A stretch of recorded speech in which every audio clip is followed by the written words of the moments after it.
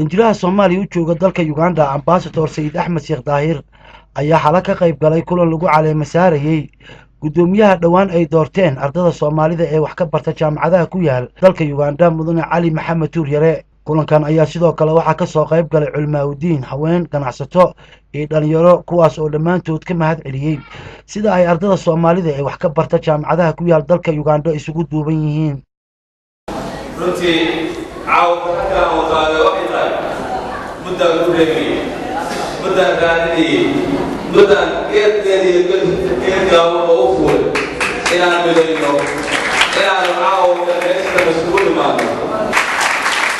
waxaan ka codsanayaa taabtalkeeda waxaan isu tanaasulay loo qalinayo halkaa si ay u midayaan waxaa waqti badan ku bixiyey safiirka iyo saraakiishiisa kala shaqaysa safaaradda iyo annaga odayaal oo taageerayna xalay in badan way jireen unity aqoon midaysan oo alxamdulillah qasam ilaahay oo hal gudoomiye ku-xigeen doortay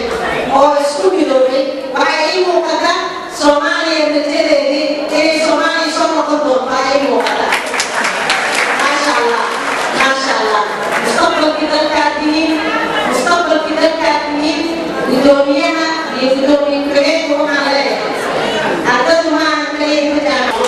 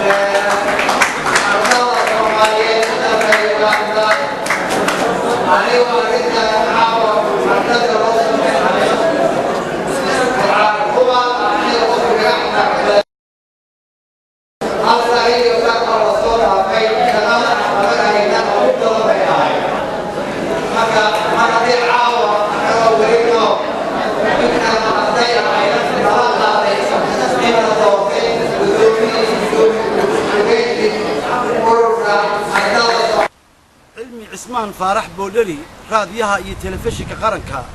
Kampala.